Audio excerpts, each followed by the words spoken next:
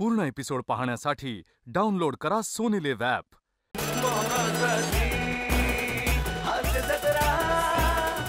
नमस्कार मंडळी. काल तुम्ही दिलेल्या प्रोत्साहनामुळे आज देखील सूत्रसंचालनाची धुरा सांभाळणार आहे मी. पण काळजी करू नका, पुढच्या भागात प्राजक्ता माळी आणि अर्थात तिचं मनमोहक हास्य, बहारदार नृत्य आणि अर्थात मनमुराद दाद तुम्हाला नक्की बघायला मिळेल. तर हास्य आणि मनोरंजन याचा प्रीती संगम घेऊन आली आहे तुमच्या टेन्शनवरची मात्रा, महाराष्ट्राची हास्य जत्रा, कॉमेडीची हॅट्रिक. मंडळी, सासू सुनांना भांडणासाठी कोणताही विषय पुरतो आणि आजचा विषय आहे वृद्धाश्रम. त्यामुळे तुम्ही सज्ज व्हा अस्सल हास्याच्या घरगुती मेजवानीसाठी. जोरदार टाळ्यांनी मंचावर आमंत्रित करूया जिच्या मॅडनेसला नाही ठाव अशी नम्रता संभेराव, कधी गोड कधी तिखट चेतना भट आणि कोळीवाड्याची रेखा वनिता खरात. आई लक्ष आहे का? सर्कस पडल्या ओस, प्राणी नसल्याने प्रेक्षकांनी सर्कशीकडे फिरवली पाठ. आई आता आता काय तू आणि तुझी आई जाय ना मग. नाही तर तुम्हाला लई ऊत आलेला असतो ना प्राणी करायला. इथं माकडाचे कपडे घाला आणि मारा उड्या. सर्कशी तरी जोरदार चालतील. जा आई कसं बोलता आई?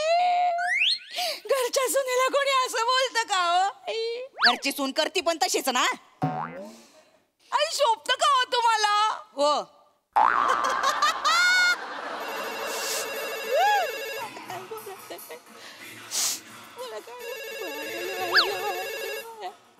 कानात काय मुतखडा झालाय तुझ्या? ते वाजते ते उचल ना. ताईंचा फोन आहे, मी कशाला उचलू? तिचं तर डबड 24 तास वाजतच असतंय. उचल पटकन. आई आई भाऊजींचा फोन आहे, त्यांच्या नवऱ्याचा फोन मी कसा उचलू आई? तिचा नवरा नंतर झाला, आधी माझा पोरगा आहे. लग्नाला इतकी वर्ष झाले तरी काय गुलुगुलू बोलायचं असतं काय माहिती यांना. उचल लवकर. या ना लवकर, फोन वाजतोय. कधीचा फोन? अगं हिथं वाजतोय ना का भैरी बिरी आहे का ग? फोन वाज. उचल लवकर, कट व्हायचा तो. नाही, आमचं काहीतरी पर्सनल असू शकतं ना बोलणं. मी बोलते त्यांच्याशी. आज जा, आज फोन उचल. नाही फोन उचल. अहो पण आमचा पर्सनल. स्पीकर वर टाक. स्पीकर वर टाक. आई काय असं फोन उचल म्हटलं. हिथं दे, हिथं दे लवकर. अहो नाही, अहो आई आई कशाला उगाच? आई बोल. हॅलो हॅलो, बोलो. बोल की ग मी. उशीर फोन उचलायला. नाही ते कामात होते. डबा भेटला ना तुम्हाला? आंबाड्याची भाजी कशी होती? भाजी आहे वय त्याच्या आयला एकच नंबर. काय तुझ्या हाताला लागाच, तुझा हातच खाऊन टाकणार आहे.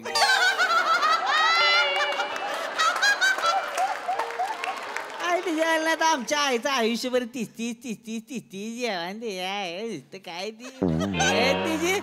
ऐका ना, मला असं होतं तुझ्या हातचं लागा. बोटा चाट म्हणा, बोटा चाट. ऐका ना, मला काम आहेत जरा. मी बोलू का नंतर तुमच्याशी? मी काय म्हणून काय आलोय इकडं? नाही तसं नाही. काय लागा तू ऐक माझं. ऐक की, ती वृद्धाश्रमाचं काम झालंय बरं का. ती बघितलंय बरं का मी. हा, आणि जवळच आहे आपल्या घराच्या. 2 किलोमीटरवर आहे फक्त. म्हणजे कसं आपलं येता जाता म्हातारीकडे लक्ष देता येईल ना आपल्याला. एकदा का म्हातारीला पाठवलं की मग आपण मोकळं. चालेल चालेल, मी कामात आहे. मी बोलू का नंतर? ऐकी आईला जरा कल्पना देऊन ठेव, नाही तर काय नंतर शॉक मध्ये जाईल ती. कळलं का? आणि ऐकी ना मी हो, भाजी जरा वाज तिकाड झाली होती बरं का. रातची स्वीट डिश पाहिजे मला.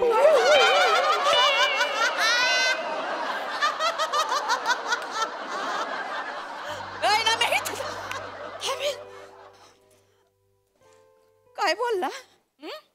काय बोलला? काय ग? काय बोलला? काय नाही, ते म्हणत होते का भाजी चांगली झालती. नाही, आधी काय बोलला? रातच्याला स्वीट डिश. नाही ग. रुद्राश्रमाला कुणाला टाकणार आहे? कुठं? रुद्राश्रमाला कुणाला टाकणार आहे?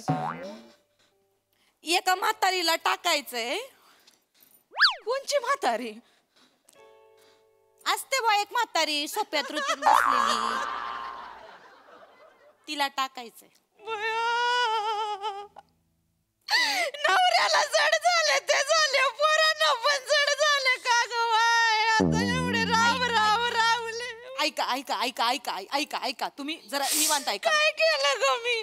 नाही मी तुम्हाला नाही शांतपणे सांगणार होते, सगळं नीट समजावून सांगणार होते, पण आई तुम्हाला सवय ना मध्ये मध्ये नाक खूप आई तसं नाही म्हणून मी तुम्हाला निवांत सांगणार होते. रुद्राष्टमात टाकाय निघाले. आई आई ऐका आई आई ऐका, मी सांगते आई ऐका, जास्त लांब नाही आई, इकडे आपल्या घराजवळ 2 किलोमीटरवर आहे फक्त. आई किती मस्त आहे माहितीये तुम्ही, आई एवढ्या जवळ आहे ना, तुम्ही तिकडे जाऊन मोठ्याने श्वास घेतलात ना की आपलं घर डायरेक्ट वृद्धाश्रमाजवळ येणार.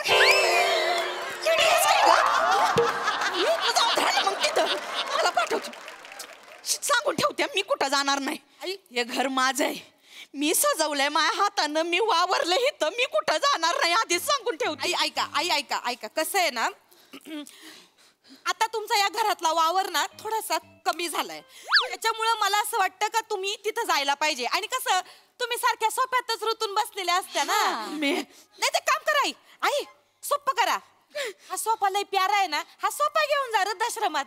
आई सोफा घेऊ आता तुम्हाला ना काही आई सांगते का, सोफा नाही घेऊन जाऊ शकत आई, सोफा सगळ्या जुन्या वस्तू नाही नेऊ शकत तिकडे. असं आई आपण जे वृद्धाश्रम पाहिलं ना तिकडे अशा एका खोलीत 4 कॉट ठेवल्यात, म्हणजे 4 म्हातारे राहणार, सोफा बसणार नाही ना तिकडे. मग सोफ्याचं कसं करायचं, मग काय करायचं? एक काम करते आई, आई तुम्ही गेल्यावर माझ्या आईला देऊ सोफा. आईला कधीपासून सोफा घ्यायचा होता आणि ना असा दणकट सोफा पाहिजे होता आईला. तुला लय माहिती किती दणकट आहे तो सोफा, 24 चिकटलीच असतीस ना, ढेकून कुठली. आई मला ढेकून म्हणाल्या, मी काय ढेकून आहे का? मी काय अशी येऊन आई तुमच्या पायाखाली येऊन तुमचं रक्त पिते का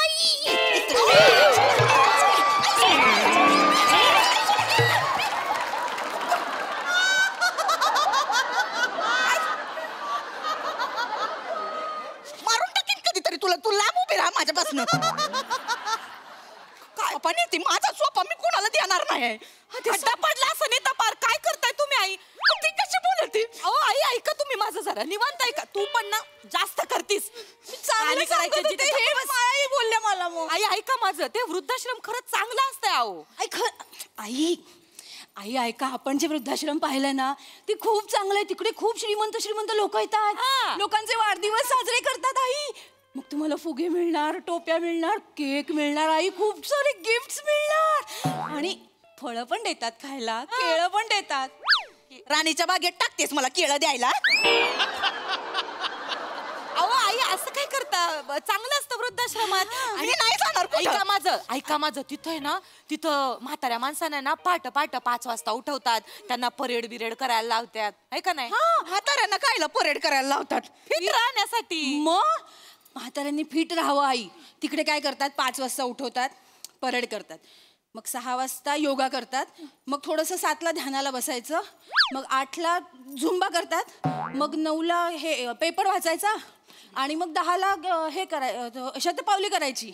ह्या सगळ्या हालचाली आहे, खायचं प्यायचं कुठं ह्याच्यामध्ये?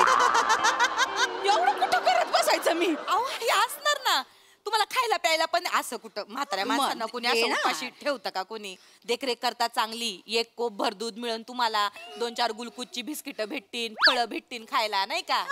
मग अजून काय पाहिजे जीवाला? पुढं एवढंच मिळणार होय? 2 गुलकुच्ची बिस्किट आणि फळ कुठं जाणार आहे माझ्या ते? अगं दिवसभर काय खायचं मग मी? अहो आई असं नसतंय ते. ऐका माझं, तिथे ना